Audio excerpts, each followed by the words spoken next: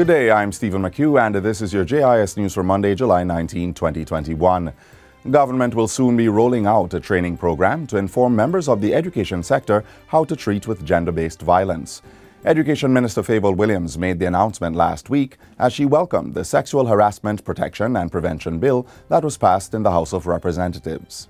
Under the Spotlight Initiative, in partnership with United Nations Children's Fund, UNICEF, and United Nations Population Fund, UNFPA, NGOs have been contracted to develop a training program in gender-based violence for the ministry, for the officers, for the teachers, for guidance counselors and the deans of discipline to build their capacity to treat with this matter at the school level and to act as trainer of trainers to build the capacity of other local stakeholders. Training will commence the last week in July for ministry officers and by the end of August for teachers. She says the ministry is also embarking on other initiatives to curtail sexual harassment and gender-based violence in the education sector. The sexual harassment module in the Health and Family Life Education curriculum is being updated in alignment with the new legislation. This module will be delivered at the primary and secondary levels of the education system. Additionally, the ministry's draft National Safe School Policy is being revised to enhance provisions on bullying and harassment, among other areas of concern. Meanwhile, a curriculum has been developed to educate parents on how to treat with sexual harassment. It was developed by the National Parenting Support Commission in collaboration with United Nations Children's Fund and Parenting Partners Caribbean. One of the units of the curriculum features sexual harassment and will be implemented in 5 parishes: Westmoreland, St. James, Kingston and St. Andrew, St. Thomas and Clarendon. Facilitators will be trained across several agencies to deliver the curriculum to parents in these 5 communities. The Education Minister says the National Parenting Support Commission has also incorporated a module on sexual harassment in its training program for parent mentors. The Jamaica Constabulary Force JCF will be establishing a specialized police unit to respond to violent crimes in St. James. The unit, Specialized Operations West, will have specially trained officers. It is a process of getting perhaps 200, 250 specially trained police officers, similar to what is in Kingston, similar to what persons saw probably on social media at Oaklands the other day, or SWAT teams, etc. Here in St. James, that can respond very rapidly to evolving, emerging situations or ongoing situations, and locating them up in Montego Hills, right in the middle of the problem.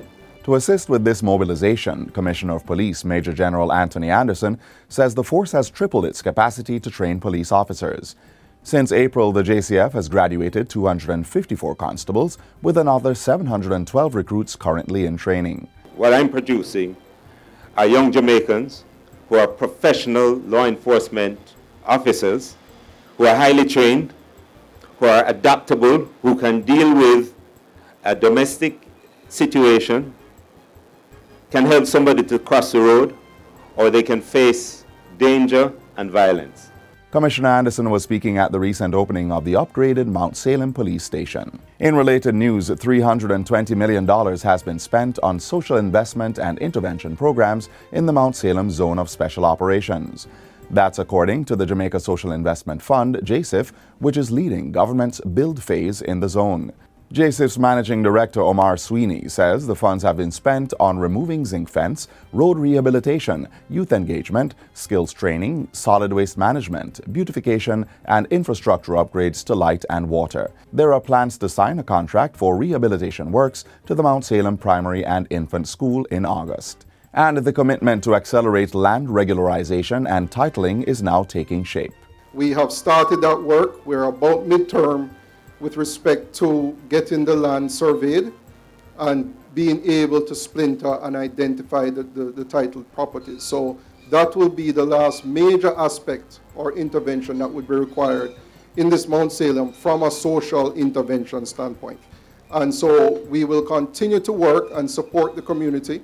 And finally, the Ministry of Health will be taking aim at inaccurate or misleading food labeling information in the market, which it says hinders consumers' ability to make proper nutritional choices.